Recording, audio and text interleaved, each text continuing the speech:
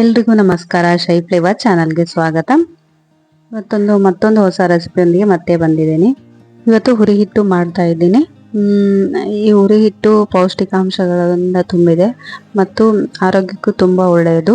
ಇದನ್ನ ತುಪ್ಪ ಹಾಲಿನೊಂದಿಗೆ ತಿಂದರೆ ತುಂಬಾ ರುಚಿಯಾಗಿರುತ್ತೆ, ಟೇಸ್ಟಿಯಾಗಿರುತ್ತೆ. ಬನ್ನಿ ಹೇಗೆ ಮಾಡೋಣ ಅಂತ ನೋಡೋಣ. ಇಲ್ಲಿ ಒಂದು 2 ಕಪ್ ಆಗೋಷ್ಟು ನಾನು ಆಲ್ರೆಡಿ ರಾಗಿ ಹಿಟ್ಟನ್ನ ತಗೊಂಡಿದ್ದೀನಿ. ಈ ರಾಗಿ ಹಿಟ್ಟಿಗೆ ಸ್ವಲ್ಪನೇ ನೀರು ಚುಮಕಿಸಿ ಈ ಹಿಟ್ಟನ್ನ ಗಟ್ಟಿ ಆಗದೆ ಇರೋ ರೀತಿ ನಾವಿವಾಗ ಸ್ವಲ್ಪ ನೀರನ್ನೇ ಹೊಡೆದು ಇದೇ ಹಿಟ್ಟಿನ ರೀತಿನೇ ಬರಬೇಕಿದು. ಮತ್ತೆ ಚಪಾತಿ ಹಿಟ್ಟು ಕಲಿಸ್ತೀವಲ್ವ ಆ ರೀತಿ ಕಲಿಸೋದಲ್ಲ ಇದು. ಸೊ ನೋಡಿಕೊಂಡು ಮಾಡ್ಬೇಕಿದನ್ನ. ಇದು ಸ್ವಲ್ಪನೇ ನೀರು ಹೊಡೆದು ಈ ಹಿಟ್ಟನ್ನ ನಾವು ಇದನ್ನ ಮಾಡಬೇಕು, ಹದವಾಗಿ ರೆಡಿ ಮಾಡಬೇಕು. ನೋಡ್ತಾ ಇದ್ದೀರಲ್ವಾ, ಇಲ್ಲಿ ಈ ಹಿಟ್ಟಿನ ಕಲರೇ ಚೇಂಜ್ ಆಗುತ್ತೆ. ಈ ತರ ಸ್ವಲ್ಪ ಹಿಟ್ಟು ಹಾಕಿ ನಾವು ಈ ತರ ಹಿಟ್ಟನ್ನ ಹದವಾಗಿ ಮಾಡೋದ್ರಿಂದ. ಸೊ ನಾನು ಯಾವ ರೀತಿ ಸರಿಯಾದ ಅಳತೆಯಲ್ಲಿ ಯಾವ ರೀತಿ ಟಿಪ್ಸ್ ಕೊಟ್ಟಿದ್ದೇನೋ ಪ್ಲೀಸ್ ನೋಡಿ ಕರೆಕ್ಟಾಗಿ ಮಾಡಿ, ಅಂದರೆ ಇದು ನೀಟಾಗಿ ಬರುತ್ತೆ. ಎಲ್ಲಿ ಒಂದು ಮಿಸ್ ಆದರೂ ರೆಸಿಪಿ ಸ್ವಲ್ಪ ಕೈ ಕೊಡುತ್ತೆ. ಅದಕ್ಕೋಸ್ಕರ ಎಲ್ಲಿ ಸ್ಕಿಪ್ ಮಾಡಿದೆ ರೆಸಿಪಿನ ನೀಟಾಗಿ ನೋಡಿ ಎಂಡ್ವರೆಗೆ. ಫಸ್ಟಿನ್ಗೂ ಇವಾಗಿನ್ಗೂ ಹಿಟ್ಟು ರೆಡಿ ಆಗಿರೋದು ನೋಡಿ, ಕಲರ್ ಯಾವ ಥರ ಚೇಂಜ್ ಆಗಿದೆ ಅಂತ. ಈ ರೀತಿ ಉಂಡೆ ಇರಬಾರ್ದು, ಅದೆಲ್ಲ ಹಿಟ್ಟಿನ ಆಕಾರದಲ್ಲೇ ಇರಬೇಕು. ಹಾಗಾಗಿ ಆ ರೀತಿ ರೆಡಿ ಮಾಡಬೇಕು. ರೆಡಿ ಮಾಡ್ಕೊಂಡಾದ್ಮೇಲೆ ಹಿಟ್ಟು ಗಟ್ಟಿನೂ ಆಗಬಾರ್ದು, ಇದೇ ರೀತಿ ಸ್ವಲ್ಪ ಸಣ್ಣ ಉಂಡೆ ಇದ್ದರೆ ಸಾಕು. ಆ್ಯಂಡ್ ನೀಟಾಗಿ ಸ್ವಲ್ಪ ನೀರು ಚುಮುಕಿಸ್ತಾ ಮಾಡ್ತಾ ಹೋಗಬೇಕು. ಎಲ್ಲರೂ ಸ್ಕಿಪ್ ಮಾಡಬೇಡಿ. ಸ್ಕಿಪ್ ಮಾಡದೆ ಪೂರ್ತಿಯಾಗಿ ನೋಡಿ. ಸ್ಕಿಪ್ ಮಾಡಿದರೆ ಅರ್ಥ ಆಗೋಲ್ಲ. ಮತ್ತು ಇದು ತುಂಬ ರುಚಿಯಾಗಿ ಬಂದಿದೆ. ಮತ್ತು ಹಾಲು ತುಪ್ಪ ಜೊತೆಗೆ ತಿಂದರೆ ಇನ್ನೂ ಟೇಸ್ಟಿಯಾಗಿರುತ್ತೆ. ಮನೇಲಿ ಒಂದ್ಸರಿ ಟ್ರೈ ಮಾಡಿ ಹೇಗೆ ಬಂತು ಅಂತ ಹೇಳಿ. And easy recipe and quick and ಫಾಸ್ಟಾಗಿ ಆಗುತ್ತೆ. ಚಿಕ್ಕ ಮಕ್ಕಳಿಗೆ ಮತ್ತು ಬ್ಯಾಚುಲರ್ಸ್ಗೆ ಮಾಡ್ಕೋಬೋದು, ಏನು ಪ್ರಾಬ್ಲಮ್ ಇಲ್ಲ. ರಾಗಿ ಹಿಟ್ಟು ಇದ್ದರೆ ಸಾಕು. ರಾಗಿ ಹಿಟ್ಟು, ಬೆಲ್ಲ ಮತ್ತು ಎಳ್ಳು, ಶೇಂಗಾ, ಪುಟಾಣಿ ಇದ್ದರೆ ಸಾಕು. ಇದು ಈ ರೀತಿ ಇವಾಗ ರೆಡಿ ಆಯಿತು ಹಿಟ್ಟು. ಇದನ್ನು ಇವಾಗ ಒಂದು ಕಾಟನ್ ಬಟ್ಟೆ, ಇದಕ್ಕೆ ಸ್ವಲ್ಪ ನೀರು ತೇವ ಮಾಡಿ, ಇದೇನು ಮಾಡಬೇಕಂದ್ರೆ ತೇವ ಮಾಡಿರೋ ಬಟ್ಟೆಗೆ ಈ ಹಿಟ್ಟನ್ನ ಹಾಕಬೇಕು. ಇವಾಗ ಈ ಹಿಟ್ಟನ್ನ ಹಾಕಿ ಸ್ವಲ್ಪ ನೀರು ಚುಮಕಿಸಿ ಹೊಡೆದಿದ್ದಲ್ವ, ಇದು ಈ ರೀತಿ ಬಂದಿದೆ. ಇವಾಗ ಇದನ್ನು ಈ ರೀತಿ ಹಾಕಿ ಹವೆ ಮೇಲೆ ಬೇಯಿಸಬೇಕು. ಯಾವ ರೀತಿ ಅಂದರೆ ಸ್ಟೀಮ್ ಅಷ್ಟೇ ಇರಬೇಕು.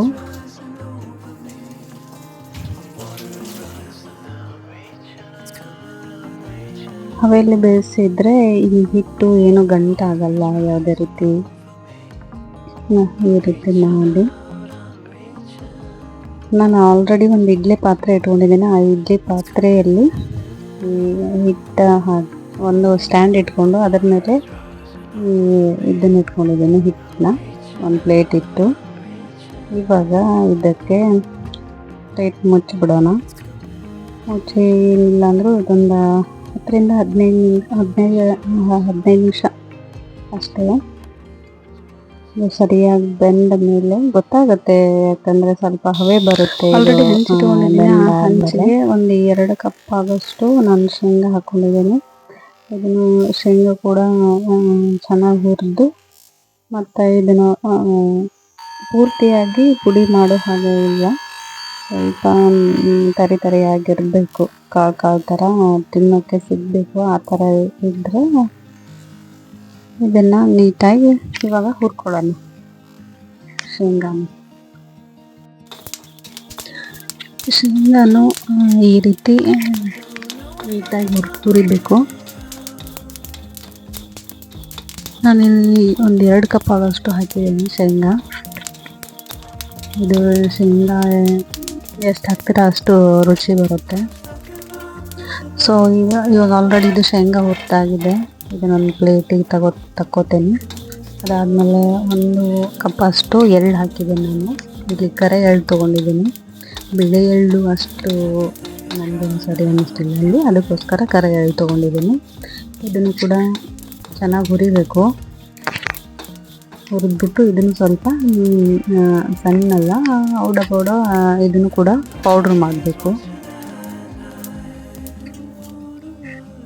ಇದನ್ನು ಕೂಡ ಹುರ್ಕೊಂಡಾದ್ಮೇಲೆ ನೆಕ್ಸ್ಟು ಇವಾಗ ಶೇಂಗಾ ತೊಗೊಂಡಿದ್ವಲ್ವ ಅದನ್ನು ಸ್ವಲ್ಪ ಮಿಕ್ಸಿ ಮಾಡ್ಕೊಳ್ಳೋಣ. ಅದಾದಮೇಲೆ ಈ ಎಳ್ಳನ್ನು ಕೂಡ ಮಿಕ್ಸ್ ಮಾಡ್ಕೊಳ್ಳೋಣ. ಅದರಲ್ಲಿ ಒಂದು 2-3 ಏಲಕ್ಕಿ ಹಾಕಿದ್ದೀನಿ ನಾನು.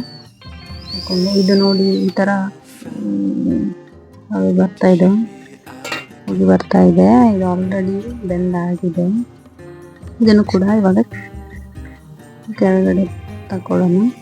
ಇದು ಯಾವ ರೀತಿ ಬಂದಿದೆ ಅಂತ ತೋರಿಸ್ತೀನಿ ನೋಡಿ.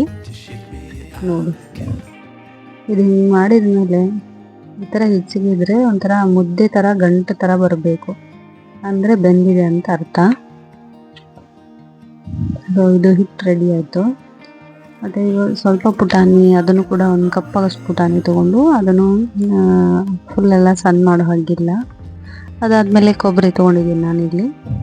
ಕೊಬ್ಬರಿನೂ ಕೂಡ ಅದನ್ನು ಸ್ವಲ್ಪ ಮಿಕ್ಸಿ ಮಾಡಿಕೊಂಡು ಇವಾಗ ಎಲ್ಲನೂ ಈ ರಾಗಿ ಇದನ್ನೇನು ಬೇಯಿಸಿದ್ನಲ್ವ, ಈ ರಾಗಿ ಹಿಟ್ಟು ಮತ್ತು ಶೇಂಗಾ ಮತ್ತು ಎಳ್ಳು, ಕೊಬ್ಬರಿ ಮತ್ತು ಪುಟಾಣಿ ಮತ್ತು ಏಲಕ್ಕಿ ಮತ್ತು ಬಾದಾಮಿ ಹಾಕಿದ್ದೆ. ಅದನ್ನ ಆವಾಗಲೇ ತೋರಿಸೋದೇ ಆಗಲಿಲ್ಲ.